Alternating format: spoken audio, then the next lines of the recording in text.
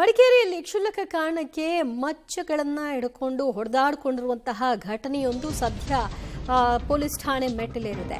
ಕ್ಷುಲ್ಲಕ ಕಾರಣಕ್ಕೆ ಏರ್ಪಟ್ಟಂತಹ ಗಲಾಟೆ, ಯುವಕರ ನಡುವೆ ನಡೆದಂತಹ ಗಲಾಟೆಯಲ್ಲಿ ಮಾರಕಾಸ್ತ್ರಗಳನ್ನು ಬಳಸಿದ್ದಾರೆ. ಮಚ್ನಿಂದ ಸುನಿಲ್ ಎಂಬಾತನ ಮೇಲೆ ಕುಮಾರ್ ಎಂಬಾತನಿಂದ ಹಲ್ಲೆಯಾಗಿದೆ. ಮಡಿಕೇರಿ ನಗರದ ಸುದರ್ಶನ ಸರ್ಕಲ್ ಬಳಿ ನಡೆದಿರುವಂತಹ ಘಟನೆ. ಒಟ್ಟಿಗೆ ಪಾರ್ಟಿ ಮಾಡಿ ಮಾತಿಗೆ ಮಾತು ಬೆಳೀತು. ಆ ನಂತರ ಅದು ಗಲಾಟೆಗೆ ಹೋಯಿತು. ಸುನೀಲ್ ಮೇಲೆ ಹಲ್ಲೆ ಮಾಡಿ ಕುಮಾರ್ ಇದೀಗ ಎಸ್ಕೇಪ್ ಆಗಿದ್ದಾನೆ. ಮಡಿಕೇರಿ ನಗರ ಠಾಣೆಯಲ್ಲಿ ಪ್ರಕರಣವನ್ನ ದಾಖಲು ಮಾಡಲಾಗಿದ್ದು ಆತನ ಬಂಧನಕ್ಕೆ ಆಗ್ರಹಿಸಿದ್ದಾರೆ. ಆರೋಪಿಗಳಿಗಾಗಿ ಪೊಲೀಸರು ಹುಡುಕಾಟವನ್ನ ನಡೆಸ್ತಾ ಇದ್ದಾರೆ. ಪಾರ್ಟಿ ಮಾಡಿದ್ದಾರೆ, ಪಾರ್ಟಿಯಲ್ಲಿ ಎಣ್ಣೆಯ ಮತ್ನಲ್ಲಿದ್ರು, ಏನ್ ಕತೆನೋ, ಯಾವ ವಿಚಾರಕ್ಕೆ ಗಲಾಟೆ ಏರ್ಪಡ್ತೋ, ಒಟ್ನಲ್ಲಿ ಮಚ್ಚನ್ನ ಬಳಸಿ ಇಬ್ಬರು ಕೂಡ ಒಬ್ಬರಿಗೊಬ್ರು ಅಟ್ಯಾಕ್ ಮಾಡ್ಕೊಂಡಿದ್ದಾರೆ.